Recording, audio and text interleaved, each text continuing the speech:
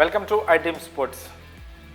IPL mega వేలం 2025కి సంబంధించి mega వేలం ఈ నెల 24, 25 ఈ 2 తేదీలలో జరగనుంది. అయితే ఈ మెగా వేలానికి ముందు టీమిండియా స్టార్ క్రికెటర్ అలాగే కేకేఆర్ మాజీ కెప్టెన్ శ్రేయస్ అయ్యర్ ఊచకోత కోసాడు. మామూలుగా బ్యాటింగ్ చేయలేదు, ఒక రేంజ్లో అద్దరగొట్టాడు. 4లు 6ర్లతో శివాలెత్తాడు.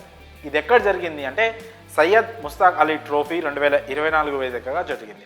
యాక్చువల్గా అయితే శ్రేయస్ అయ్యర్ తను గతంలో ఉన్న ఫామ్ని బట్టి చూస్తే యాక్చువల్గా తను ప్రస్తుతం ఆస్ట్రేలియాతో జరుగుతున్న బోర్డర్ గవాస్కర్ ట్రోఫీలో ఆడాలి. కాకపోతే తను టెస్ట్ టీంకి ఆ సిరీస్కి ఎంపిక కానందున ప్రస్తుతం అతను దేశవాళీ టోర్నీ అయిన సయ్యద్ ముస్తాక్ అలీ T20 ట్రోఫీలో అయితే అతను ఆడుతున్నాడు. అయితే శనివారం హైదరాబాద్ వేదికగా జరిగిన మ్యాచ్లో ముంబై అలాగే గోవా మధ్య జరిగిన మ్యాచ్లో ముంబై జట్టుకు కెప్టెన్గా వ్యవహరించిన శ్రేయస్ అయ్యర్ చాలా అద్భుతమైన బ్యాటింగ్ చేశాడు. కేవలం 47 బంతుల్లోనే సెంచరీ మార్క్ను అందుకున్నాడు. మొత్తం ఓవరాల్గా 57 బాల్స్లో 11 ఫోర్స్ అలాగే 10 సిక్సెస్తో 130 పరుగులు చేశాడు. చాలా అద్భుతమైన ఇన్నింగ్స్ ఆడాడు. సో T20 ఇన్నింగ్స్ ఈ రేంజ్లో ఆడడం వల్ల ఇప్పుడు రాబోయే ఐపీఎల్ మెగా వేలంలో అతను ఎలాగో ఆక్షన్లో ఉన్నాడు. ఐపీఎల్ మెగా వేలానికి ఒక్కరోజు ముందు శ్రేయస్ అయ్యర్ ఇలాంటి ఇన్నింగ్స్ ఆడడంతో సో దాదాపు వేలంలో ఉన్న ఫ్రాంచైజీలన్నీ అయ్యర్పై స్పెషల్ ఫోకస్ పెట్టే అవకాశం ఉంది.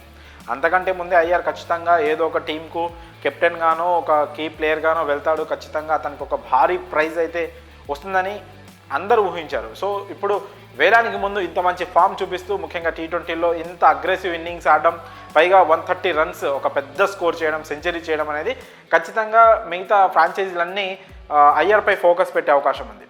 2024లో కేకేఆర్ జట్టుకు కెప్టెన్గా వ్యవహరించి ఛాంపియన్గా కూడా నిలబెట్టాడు శ్రేయస్ అయ్యర్. 2024 సీజన్లో కోల్కతా నైట్ రైడర్సే ఛాంపియన్గా నిలిచింది. ఆ జట్టుకు అయ్యర్ కెప్టెన్గా వ్యవహరించినప్పటికీ ఎక్కువ క్రెడిట్ అనేది కోచ్ మెంటర్గా కేకేఆర్కు మెంటర్గా వ్యవహరించిన గౌతమ్ గంభీర్కి ఎక్కువ క్రెడిట్ వెళ్ళింది. కెప్టెన్కి అంత క్రెడిట్ రాలేదు.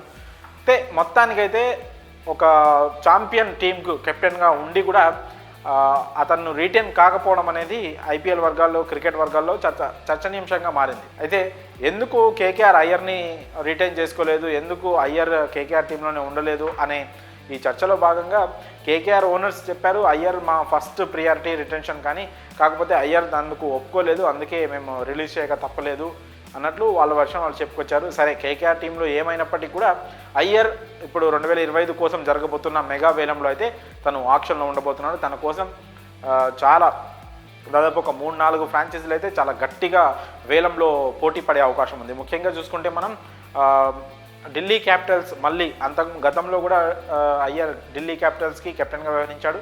సో ఇప్పుడు కూడా ఈ మెగా వేలంలో అయ్యర్ను దక్కించుకొని తమ టీంకి కెప్టెన్గా చేసుకోవాలని కూడా ఢిల్లీ క్యాపిటల్స్ భావిస్తున్నట్లు కూడా వార్తలు అందుతున్నాయి. రిషబ్ పంత్ ఢిల్లీ క్యాపిటల్స్కి గతంలో కెప్టెన్గా వ్యవహరించినప్పటికీ తను కూడా ఇప్పుడు ఆక్షన్లో ఉన్నాడు. తనను కూడా ఢిల్లీ రిలీజ్ చేసింది.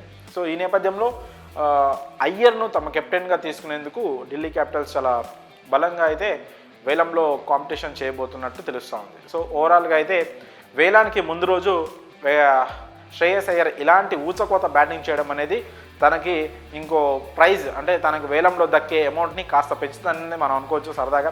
ఎందుకంటే ఖచ్చితంగా ఇంత మంచి ఫామ్లో ఉన్న ప్లేయర్ను ఎవరు కూడా ఏ ఫ్రాంచైజీ అయినా వదులుకోవడానికి అంత ఇష్టపడదు. సో ఖచ్చితంగా అలాంటి ప్లేయర్, అంత మంచి ఫామ్లో ఉన్న ప్లేయర్, పైగా కెప్టెన్గా ఆల్రెడీ సక్సెస్ఫుల్ అయ్యాడు, కేకేఆర్ని ఛాంపియన్గా నిలబెట్టాడు. సో అలాంటి ప్లేయర్ను, ఒక యంగ్ ప్లేయర్ని తీసుకోవడానికి అన్ని ఫ్రాంచైజీలు అయితే ఆసక్తి చూపిస్తాయి. సో ఓవరాల్గా చూసుకుంటే వేలానికి ముందు అయ్యర్ ఈ ఇన్నింగ్స్ ఆడడం, ఆ ఇన్నింగ్స్ అతనికి చాలా ప్లస్ అయ్యే సూచనలే కనిపిస్తున్నాయి. ఒక బిగ్ అమౌంట్ అయితే తన బ్యాంక్ బ్యాలెన్స్లో పడే సూచనలు అయితే ఖచ్చితంగా కనిపిస్తున్నాయి. మరి అయ్యర్ ఆడిన ఇన్నింగ్స్పై మీ అభిప్రాయాలను కామెంట్స్ రూపంలో తెలియజేయండి.